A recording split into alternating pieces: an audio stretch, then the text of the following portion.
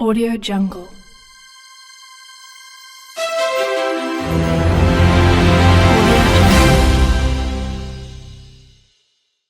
Halo teman-teman, kita bertemu kembali, tidak lain dan tidak bukan di Manhwa Storyline TV. Terus dukung channel ini agar Mimin semangat upload ceritanya. Kembali, Mimin akan melanjutkan cerita dari After Improv Freaking a Dog, I Become a Billionaire. Yang nyari-nyari episode sebelumnya, Mimin tempel di deskripsi beserta dengan playlistnya. Dan yang ingin mentraktir Mimin kopi bisa lewat Saweria, linknya juga ada di deskripsi. Tanpa berlama-lama, yuk kita masuk ke alur ceritanya. Cerita berlanjut. Orang-orang pun seketika kaget mendengar si Luobing menaikkan harganya menjadi 200 juta. Seseorang menyebut si Luobing sudah gila. Mereka pun seketika tertawa atas tindakan si Luobing yang menawar tanah seperti itu seharga 200 juta. Geografisnya buruk, tidak strategis, bahkan transportasi ke sana sangat mahal. Tanah itu bahkan tidak akan bisa menjadi sebuah kebun. Dengan kondisi lingkungan dan iklim di sana, tebu bahkan tidak akan tumbuh di sana. Orang-orang juga heran mengapa seorang artis ingin membeli tanah di sana. Lalu sekretaris si Luobing pun meminta si Luobing untuk tidak khawatir dengan apa yang mereka bicarakan. Jika si Luobing tidak melakukannya, mungkin 900 juta saja tidak akan cukup untuk membeli tanah itu. Panitia pun kembali menanyakan apakah ada yang ingin menawarnya lagi. Jika tidak, Palu akan segera dipukul. Di sisi lain, sekretaris si Luobing pun tersenyum jahat dengan hal ini.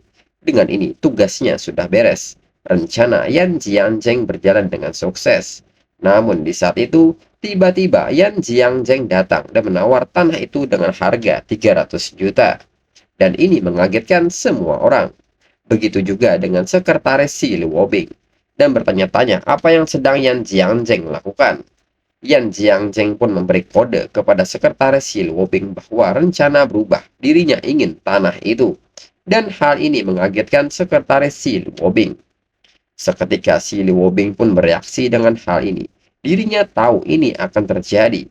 Seseorang berencana mengambil tambang uangnya.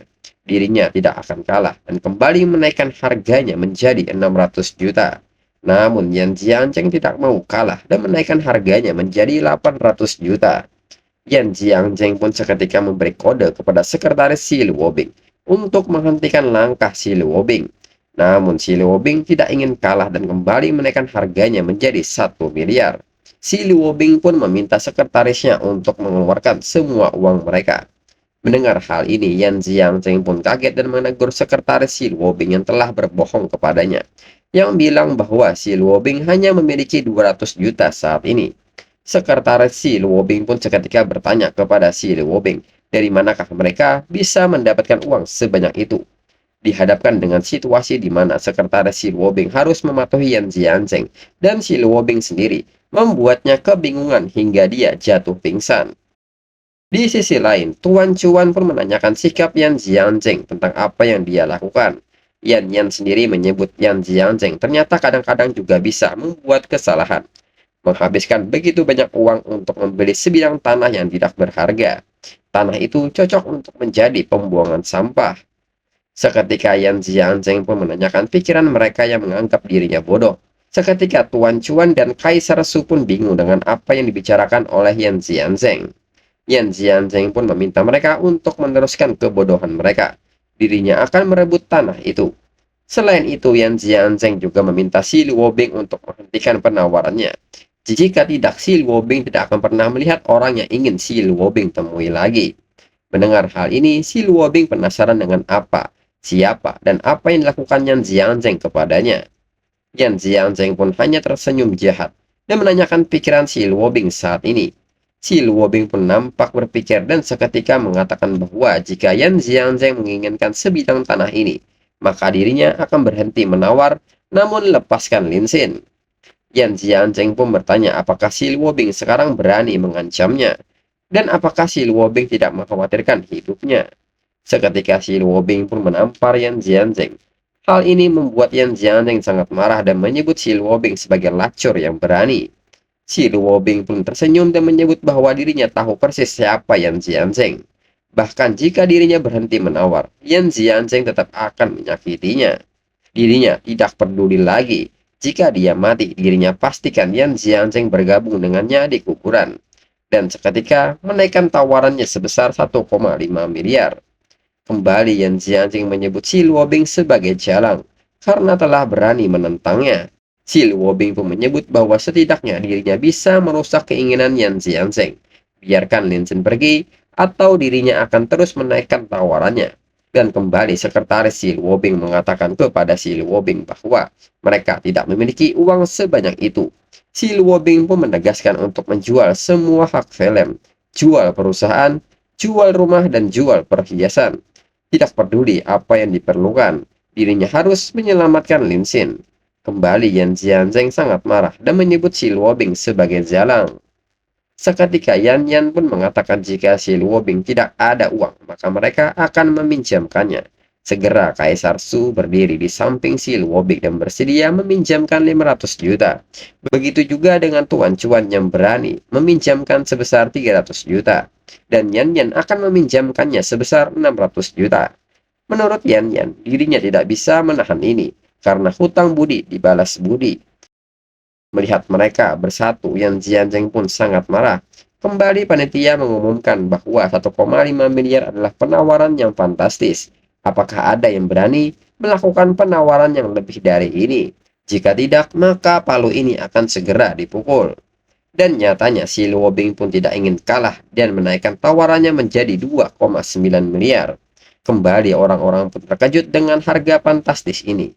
Mereka pun menyebut bahwa ini tidak nyata dan pasti mereka sedang bermimpi. Mereka pun bertanya-tanya siapakah Lin Xin yang mereka bicarakan. Sampai-sampai Si Luobing menghabiskan 2,9 miliar hanya untuk menekan Yan Jianzheng. Namun Yan Jianzheng pun masih bisa tersenyum dan menyebut mereka sangat bagus dan mempertanyakan sikap mereka yang menganggap 2,9 miliar itu adalah banyak, dan apakah dirinya takut menawar lebih dari 2,9 miliar. Yan Jianzheng pun menegaskan bahwa jika ingin mengalahkannya dengan uang, itu sangatlah lucu. Bahkan jika Si Luobing mengumpulkan semua uangnya, Si Luobing masih tidak sebagus grup miliknya. Dan Yan Jianzheng seketika menaikkan tawarannya menjadi 4 miliar. Seketika sekretaris Yan Jianzheng bereaksi dan menegur Yan Jianzheng karena ini terlalu beresiko. Itu hampir seluruh dana kelompok. Jika terjadi sesuatu, grup akan dalam masalah besar. Namun Yan Jianzheng malah berbalik marah kepada sekretarisnya dan dirinya tidak ada mengizinkannya untuk berbicara di sini. Dan seketika menampar sekretarisnya karena dianggap membela Si Luobing.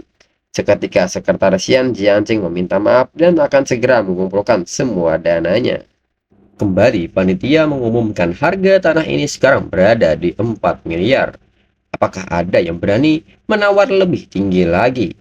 Si Luobing pun nampak tertunduk, sedangkan Yan Jianzheng pun nampak tertawa dengan puas. Dengan ini dirinya berhasil memenangkan tanah ini. Orang-orang pun tidak menyangka dengan hal ini. Yan Jianzheng menggunakan dana seluruh perusahaan hanya untuk sebagian tanah ini.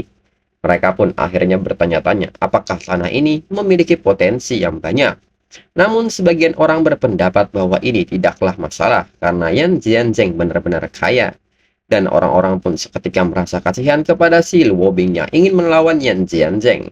Tetapi dia sangat melebih-lebihkan dirinya. Lalu Yan Jianzheng pun mendekat dan mengatakan kepada Si Luobing bahwa ini sangat disayangkan. Meskipun resistensi akhirnya sangat baik, pada akhirnya Si Luobing masih gagal. Namun inilah yang dirinya suka tentang Si Luobing. Tampil naif, tapi sebenarnya sangat kuat.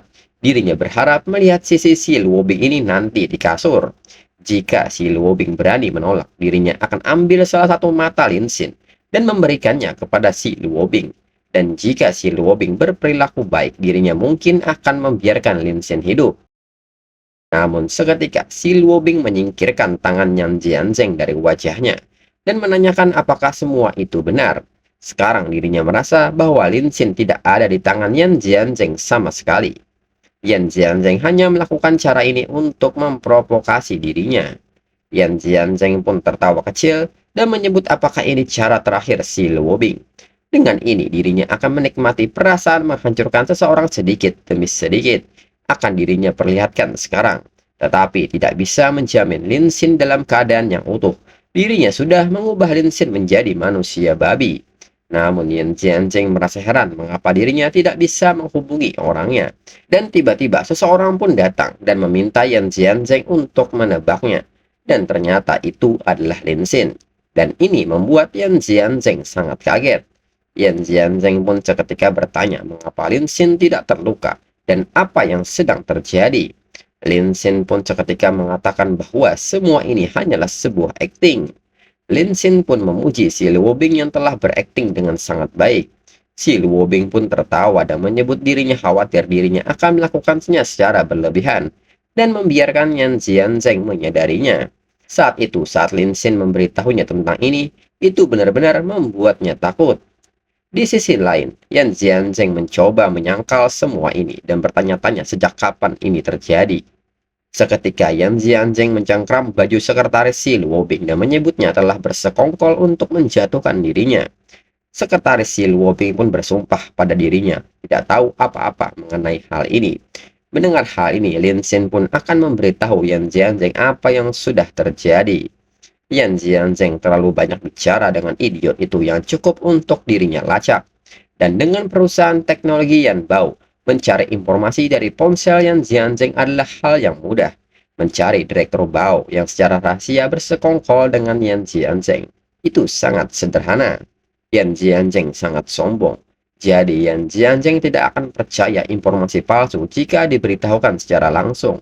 Tapi bagaimana jika Yan Jianzheng mendengarnya dengan sendiri lalu mendapatkan kesimpulannya? Dan orang-orang ini melakukannya dengan hebat. Tuan Chuan pun menyebut bahwa mereka hanyalah kelompok penghibur kecil dan mereka meminta Yan Jianzheng untuk tidak membelinya, tetapi Yan Jianzheng bersikeras tetap melakukannya. Lalu Lin Xin kembali menyebutkan bahwa Yan Jianzheng hanya sekedar curiga, tapi setelah mendengar apa yang Direktur Bao katakan, Yan Jianzheng sepenuhnya yakin terhadap nilai tanah N931 ini. Di bawah bimbingan profesional, Direktur Bao dengan cepat dihadapi. Tentu saja, beberapa miliar tidak akan menjatuhkan anggota dan aset Yan Jianzheng. Tidak mengejutkan sama sekali bahwa Yan Jianzheng memiliki ratusan bisnis, termasuk pembayaran pajak berlebihan, geng kekerasan, pembunuhan, dan pencurian. Ini membuat hal-hal jauh lebih sederhana. Mendengar semua ini, Yan Jianzheng menyebut bahwa ini tidak mungkin. Yan Jianzheng mengatakan bahwa Lin Xin mengira kata-katanya akan menakutinya. Apa dirinya akan mempercayai semua itu? Bagaimana anggotanya dapat dihancurkan hanya dalam beberapa jam saja? Seketika Lin Xin pun meminta Yan Yan untuk mematikan blok sinyal sekarang. Yan Yan pun menyebut bahwa saatnya untuk Yan Jianzheng melihat dunia nyata. Dan seketika ponsel Yan Jianzheng pun berdering secara berturut-turut. Dan ternyata itu adalah pesan yang dikirim oleh anggota Yan Jianzheng mengenai beberapa bisnisnya. Dari saham perusahaan yang anjlok dalam 30 menit. Semua pabrik dan fasilitas mereka yang sah telah disegel dan diselidiki oleh polisi. Himbauan untuk memindahkan miliaran aset ke rekening luar negeri yang aman. Kemudian seluruh dewan telah lari. Lin Xin pun mengatakan bahwa Yan Jianzheng menghabiskan miliaran untuk sebidang tanah yang hanya berharga 20 juta. Yan Jianzheng membawa ini pada dirinya sendiri. Dan sekarang Yan Jianzheng benar-benar bangkrut. Seketika Yan Jianzheng berteriak bahwa dirinya belum bangkrut dan mengucapkan kata itu berulang-ulang kali. Dan Yan Jianzheng yakin dirinya masih punya uang. Dirinya masih bisa meminjam uang dari bank. Dan dirinya juga masih punya banyak koneksi.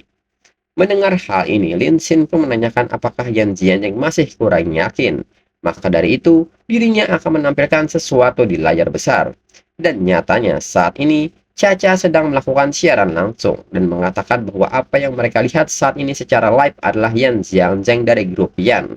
Dia yang mengancam si Luobing selama siaran, yang semua orang telah saksikan.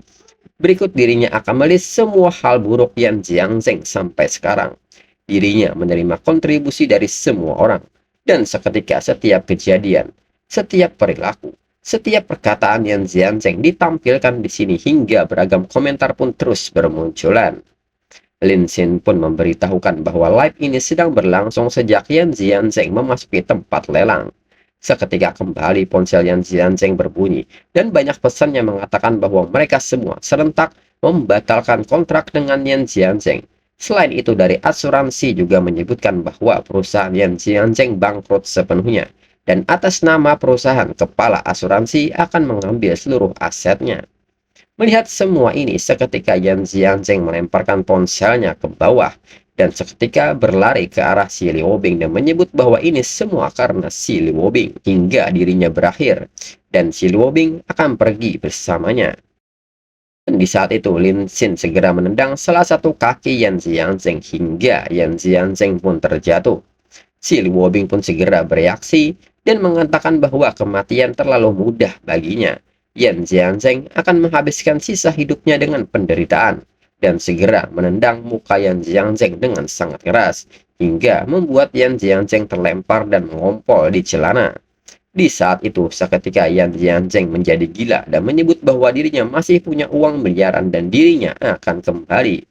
Orang-orang di sekitar pun merasa jijik dengan Yan Jianzheng. Dan di saat yang sama, dua petugas pun datang dan meminta Yan Jianzheng untuk bekerja sama untuk diinvestigasi. Kemudian petugas pun melaporkan kepada Shen Aodong bahwa Yan Jianzheng telah ditangkap dan menanyakan kepada Shen Aodong apakah di sana memerlukan bantuan dari mereka. Shen Aodong pun mengatakan bahwa itu tidak perlu karena mereka juga akan segera selesai di sini. Petugas itu pun memuji kerja hebat dari Shen Aodong. Ini adalah sebuah operasi pidana besar dan Shen Aodong menanganinya dengan mudah. Dia pun yakin Shen Aodong akan mendapatkan promosi lagi. Shen Aodong sendiri merasa bahwa ini bukan sepenuhnya dari dirinya. Sebenarnya, karena informan mengirim informasi yang sangat rinci mengenai operasi ini, dirinya dapat mempersiapkan secara seksama yang membuat dirinya mudah. Shen Aodong pun bertanya-tanya bagaimana Lin Xin selalu membawa kasus dan membantu mereka, dan Lin Xin selalu memberikan semua bukti, membuatnya seperti dirinya menyelesaikan kasus dengan mudah. Itu seperti makanannya dimasukkan tepat ke mulutnya. Siapakah Lin Xin ini sebenarnya? Dan seketika tingkat kesukaan Shen Aodong bertambah 5% dan total kesukaannya saat ini berada di 52%. Setelahnya, mereka pun merayakan kemenangan mereka dan Lin Xin pun seketika berterima kasih kepada mereka semua atas akting mereka yang luar biasa. Sekarang dirinya nyatakan bahwa semuanya telah selesai dengan sukses. Lin Xin juga berterima kasih kepada Yan Yan atas bantuannya. Lin Xin juga meminta maaf mengganggunya lagi. Yan Yan pun mengatakan bahwa Lin Xin tidak tahu betapa senangnya dirinya. Lin Xin meminta bantuannya. Di saat yang sama, Yan Yan pun menerima sebuah panggilan mengenai terobosan baru dalam penelitian wafer. Dan segera Yan Yan pergi ke sana. Yan Yan pun meminta maaf kepada Lin Xin karena pergi duluan dan mengajak Lin Xin untuk makan malam lain kali. Lalu si Luo Bing pun memanggil Lin Xin. Lin Xin pun mengatakan bahwa karakter utama hari ini adalah si Luo Bing. Dan Lin Xin bersulang untuknya. Namun tiba-tiba si Luo Bing memeluk Lin Xin dengan erat dan seketika mengucapkan terima kasih atas semua yang telah Lin Xin lakukan untuknya. Dirinya sangat senang Yan Jianzheng telah ditangkap. Seketika tingkat kesukaan si Luo Bing bertambah 8% dan total kesukaan si Luo Bing saat ini berada di 90%. Dengan ini, tahap pertama misi serangan balik sudah selesai. Lin Xin telah menghabiskan 1,66 miliar uang bantuan serangan pada si Luo Bing sampai sekarang, dengan pengembalian 10% sebesar 166 juta dan telah ditransfer ke akun pribadi Lin Xin. Hadiah semua atribut plus 1, dan semua level atribut sekarang berada di level 10. Selain itu, Lin Xin juga mendapatkan beberapa skill yang harus dipilih, di antaranya skill level B, penguasaan biliar, skill level C, penguasaan parkour, skill level E, penguasaan latihan Kegel. Kemudian Tuan Chuan mengatakan bahwa si Luo Bing tampaknya tidak bisa menangani minuman itu sama sekali. Hanya dengan satu tegukan sudah membuatnya mabuk begini. Seketika Lin Xin pun mengatakan bahwa dirinya akan mencarikan tempat istirahat untuk si Luo Bing. Kaisar Su pun menyebut bahwa dirinya sudah memesan kamar di lantai 18 dan meminta Lin Xin untuk membawanya ke sana. Setelahnya, sesampainya di kamar, Lin Xin pun agak takjub karena ini kamar pasangan tradisional. Lin Xin pun menilai bahwa Kaisar Su tidak pernah mengecewakannya dengan pengaturan pestanya. Ini benar-benar bijaksana. Namun Kaisar Su terlalu memikirkannya. Dirinya dan si Luo Bing tidak memiliki hubungan semacam itu. Di saat Lin Xin sudah meletakkan si Luo Bing dan ingin pergi, si Luo Bing seketika menarik celana Lin Xin dan mengatakan bahwa Lin Xin tidak bisa pergi. Dirinya ingin segelas susu. Lin Xin pun mengerti dirinya tidak akan pergi. Dirinya akan pergi dan menghangatkan sebotol susu untuknya. Kemudian saat memanaskan susu, Lin Xin juga menilai cangkir minuman di ruangan ini adalah mangkok bergaya tradisional dan terbuat dari giok. Setelahnya, Lin Xin kembali dan membawakan segelas susu. Dan nyatanya si Luobing berubah menjadi seorang cosplayer. Lin Xin seketika malu melihat si Luobing. Si Luobing pun bertanya kepada Lin Xin apakah dirinya cantik dengan dalaman seperti ini. Dirinya hanya memakai ini untuk Lin Xin. Lin Xin pun seketika mendekat dan menyerahkan segelas susu serta memuji si Luobing yang tampil cantik. Si Luobing pun segera meminum segelas susu sambil memandang Lin Xin. Lin Xin sendiri hanya bisa meneguk air liurnya karena melihat pemandangan ini. Dan seketika si Luobing pun menjepit kaki Lin Xin dengan kakinya dan mengajak Lin Xin untuk berlatih akting dengannya agar bisa mendalami karakter saat berakting. Dan hal pertama yang diminta si Luobing adalah Lin Xin harus menciumnya. Karena Lin Xin tertarik dengan dunia akting, maka tanpa berlama-lama Lin Xin segera menciumnya dan mulai meraih gunung yang besar. Dan seketika perlahan beradu akting dengan si Luobing. Karena kuatnya emosi mereka berdua saat berakting, membuat segelas susu pun akhirnya tumpah. Keesokan paginya, karena terlalu lelah berakting, mereka berdua pun tertidur. Dan nampak si Luobing bangun lebih dulu. Saat terbangun, si Luobing pun nampak terkejut dengan keadaannya, dan Lin Xin berada di bawah kakinya. Si Luobing pun bertanya-tanya tentang apa yang sedang terjadi dan menarik selimutnya. Dan di saat si Luobing menatap ke arah Lin Xin yang lagi tidur, nyatanya badan Lin Xin penuh dengan tanda merah. Dan seketika si Luobing mengingatnya sekarang. Saat latihan akting, dirinya mencium-cium aroma tubuh Lin Xin karena penasaran Lin Xin memakai parfum apa. Dan bekas merah itu adalah bekas lipstiknya. Seketika si Luobing pun sadar bahwa dirinya telah tidur dengan Lin Xin. Dan ternyata itu bukanlah mimpi. Dengan ini, si Luobing bertanya-tanya tentang apa yang dirinya telah lakukan. Dan untuk episode selanjutnya, tunggu sekitar 2 minggu lagi biar Mimin kembali menabung kapternya. Sekian dan terima kasih.